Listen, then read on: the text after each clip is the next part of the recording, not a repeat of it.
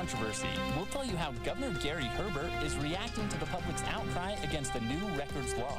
Rising crime. One Utah city is seeing a dramatic number of car break-ins this year. And companies combine. Two of the largest cell phone providers in America are joining forces. Find out which. I'm Adam Belinsky. And I'm Haley Jankowski. It's March 21st, and in Utah, it's 12 o'clock. From KBYU and the BYU Department of Communications.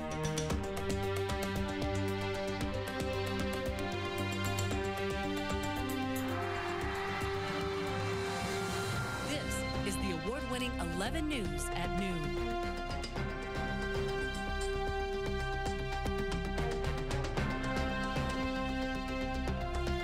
Gary Herbert just called for the repeal of former House Bill 477.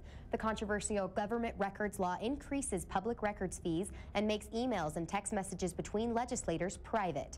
Governor Herbert signed the bill 2 weeks ago, but now he is working to replace it. There is no word yet on any changes to the law. We'll give you the latest updates tomorrow. And for this year's legislative session, the report card is out. A data survey shows Utahns are giving state lawmakers a C grade. People say the issue they are happiest with is Utah's immigration package, but some experts say that lawmakers blew off their own foot in the last few days of the session by passing changes to the grandma law. Hundreds of students are protesting in Heber City for one of their favorite teachers. Steve North is now on paid leave for alleged child abuse charges after he held one of his students up against a wall for talking back to him. The students in his class, including the one who received the punishment, didn't think much of the incident, but North will still appear in court on April 20th to address the charges.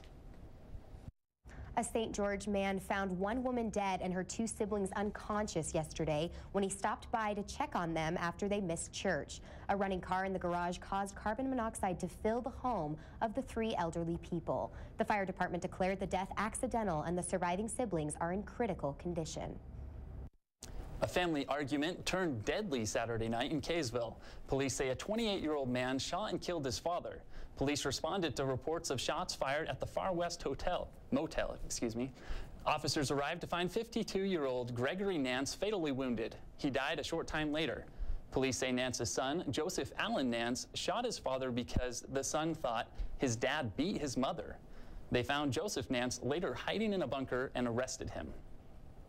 Forgetting to lock your car can cost you big time if a burglar decides he likes what's inside. 11 News reporter Kristen Firmage gives us some insight on how to make sure your car isn't the next target. This sound is the most important thing standing between you and any burglar trying to get into your car. The Orem police say that this doesn't happen enough in Orem, and they have had 85 car burglary cases since the beginning of the year, and they say that many could have been prevented by simply locking the car. Vehicle burglaries, a lot of times it's a crime of opportunity. The suspect may find a vehicle that's just left unlocked, and it's very easy for them. There are many things that can leave your car vulnerable to thieves. Leaving your car running, leaving valuables in plain view. But the biggest problem in Orem is that people are just leaving their cars unlocked. But sometimes just locking your car isn't enough. The fact that Jared Wanacott locked his car didn't stop someone from stealing his gas card and charging $330 to it before he had a chance to report it to the police. My opinion is it's kind of an older car, and I think it's one of the select few that the Slim Jim will still work. My opinion, it was maybe just an easy target. Detective Bailey says that iPods are the most common things stolen from vehicles. He says it's very important not to leave any valuables in your car and to know the serial number of your iPods and laptops. He says it's also very important to make sure that you close your garage doors when your car is parked inside. In Orem, Kristen Firmage, 11 News. Police also say if something is stolen from your car, or even if you notice someone's gone through it, make sure to always report it. When 11 News at noon returns, nuclear meltdown. See what steps the U is taking to secure its own nuclear plants. And patrolling the skies. Explosions rattle Tripoli as the United Nations enforce a no-fly zone over Libya. Stay with us.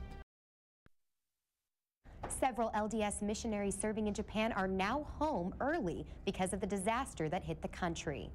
The church gave the missionaries on the tail end of their missions just 2 days' notice that they needed to leave the country to make room for other missionaries being relocated from disaster areas.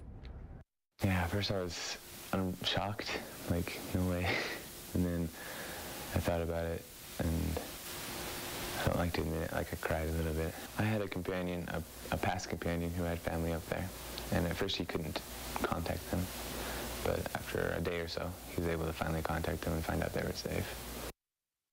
Although he wasn't near the quake, Nunes said that he was sad to have to leave the people of Japan in a time of devastation, but he is happy to be home with his family. Troubles continue in a damaged Japanese nuclear power plant. Workers evacuated the plant this morning after reports of smoke leaking from a reactor. The evacuation halted progress on work to restore electricity to the reactor cooling systems. The plant began leaking radiation after the massive earthquake and tsunami, which officials now estimate killed more than 18,000 people. With the latest explosion at that nuclear power plant in Japan, people in the United States wonder if that could happen here. 11 News reporter Lily Cano tells us if we're prepared for that possibility. A site near the Green River in Emery County here in Utah could one day hold a nuclear power plant, and people are concerned about whether it's safe. Japan's nuclear crisis has caused many concerns throughout the nation. What will happen if our nuclear power plants experience a natural disaster like Japan? Plants in California that run against a fault line are ones that people worry about most, but officials say they shouldn't be concerned. There's no direct indication at this point that the California plant is not designed against the standards that are acceptable at the present time. People are starting to question whether we should use nuclear energy at all, but Dr. Garrick says the other resources wouldn't be enough. I can't imagine us not continuing to develop nuclear power plants. Here in the Wasatch Front, we won't be seeing an earthquake like Japan's because of the difference in plate boundaries, but geologists say our buildings wouldn't be able to handle one either. Almost all the buildings in most of the cities along the Wasatch Front are not built to seismic code. Harris and Dr. Garrick believe in order to ensure safety, we need to take action. I think the main thing that we need to do is educate.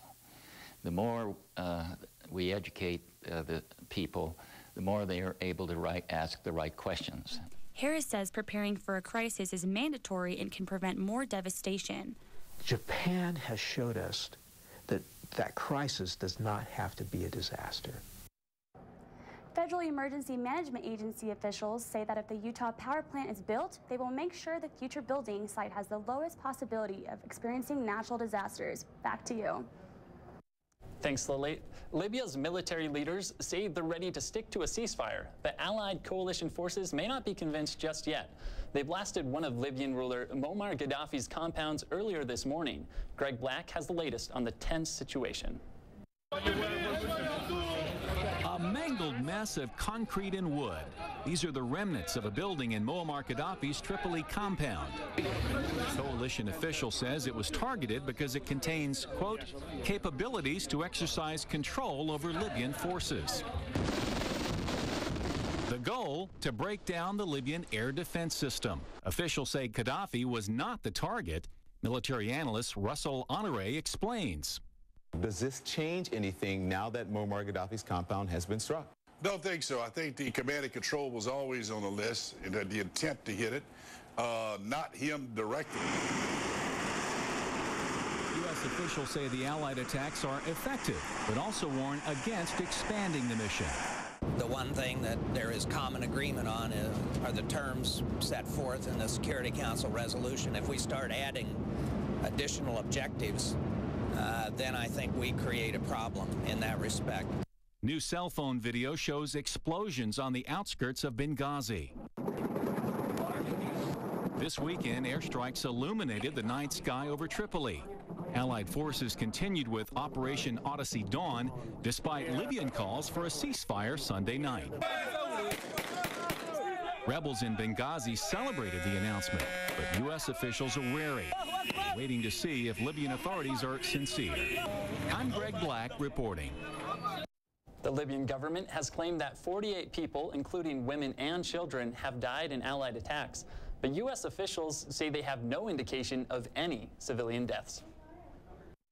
U.S. Representative Jason Chaffetz is up in arms against President Barack Obama's plans for Libya. Chaffetz says he understands the Libyan people are suffering, but U.S. forces should not take part in policing the globe. He also says the president should have sought the approval of Congress and the American people before using the U.S. military for a foreign task. A recent deal might mean your cell phone provider will no longer exist. AT&T recently announced that it wants to buy T-Mobile for about $39 billion. The deal faces regulatory approval. AT&T would become the largest cell phone company in the U.S. The deal will cut the number of cell phone providers with national coverage from 4 to 3. 111 News at Noon returns. Trash Companion. A Rottweiler is helping clean up the streets one piece of litter at a time. And cool, cloudy, and chilly, your week's forecast is up next on 11 News Weather when we return.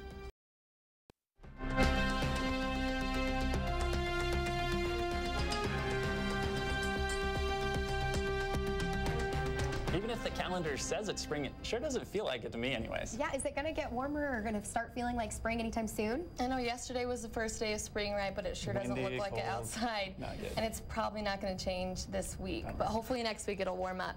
Outside right now in the mountains, there's beautiful snow up by the Hinckley Center here on BYU's campus.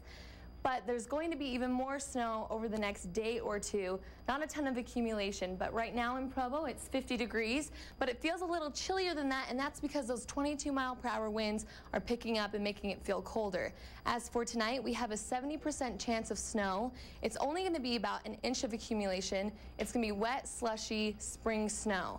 And that storm is actually coming from Southern California, bringing it up, dropping wet snow and rain over the next day or two here in Utah. And there's storms across the nation. In the northeast, we see that storm that's dropping down from California and bringing up to a foot of snow for the northeast. And in Oklahoma, there's even a possible tornado warning. And in Kansas, a possible fire warning because the winds are so extreme. So across the nation, just really extreme weather.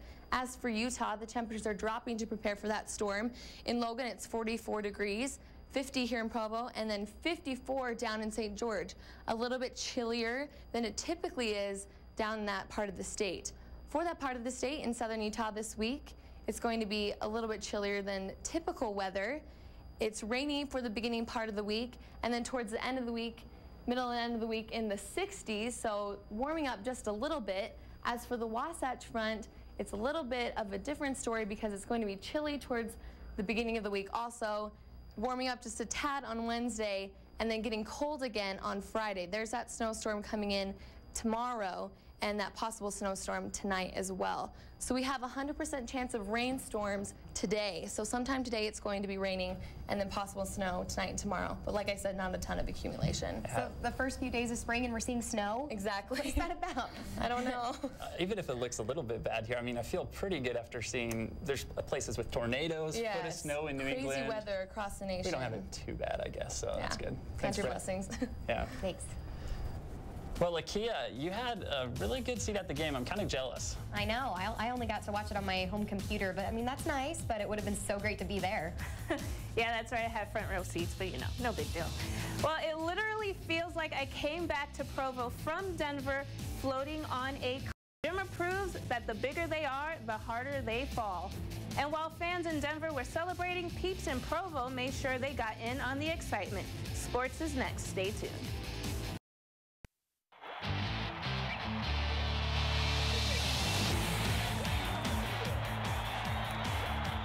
The Cougars were able to overcome that second-round hump 2 years in a row.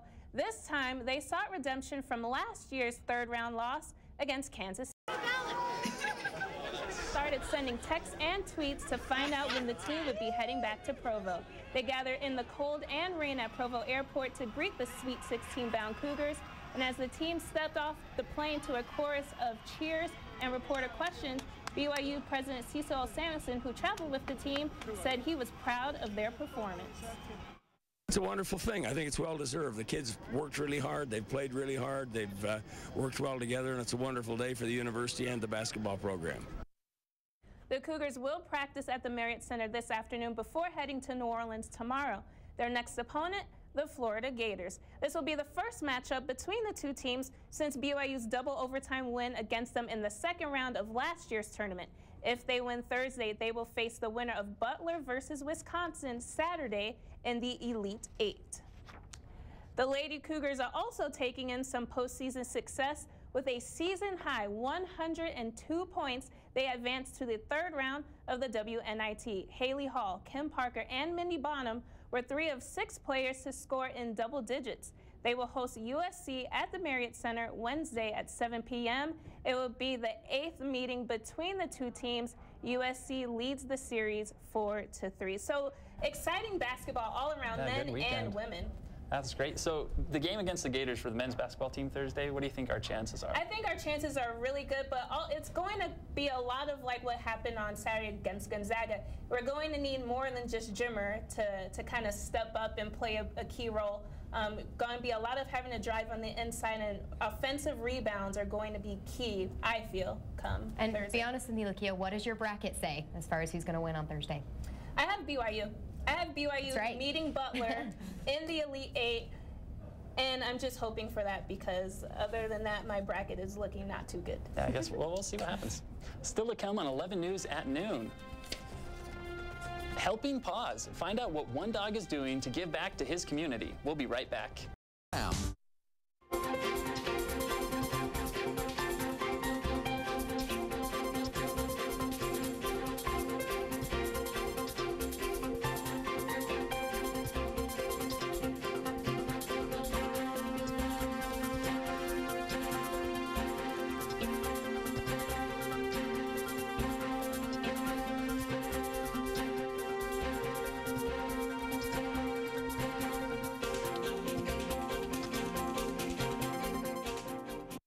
Rottweilers don't exactly have a great reputation. They're known as ferocious guard dogs, but Izzy is anything but mean. Izzy is an expert at picking up empty bottles and helping clean up the streets of Livonia, Michigan. Izzy's owner told her that for every bottle she picks up, she'll donate $1 to the Humane Society. So far, she's donated $40, and Izzy plans on picking up a lot more. How about that? That's pretty neat. That's pretty great. I mean, I know that a lot of people have littering problems. I mean, if only there were more people like Izzy. Yeah, I wonder if you could train more dogs to do that too, or Well, they train blind seeing to help people That's true. blind. Yeah. Yeah, anything's possible. We could for sure use that back in New York City where I'm from. I can't imagine it would taste very good though. I feel bad just like picking up trash with my bare hands. I don't know where it's been, you know. But anyways. Grody. Well, that's your 11 News at noon for Monday, March 21st. You can join us anytime on our website, 11news.byu.edu. Thanks for watching. Have a great afternoon.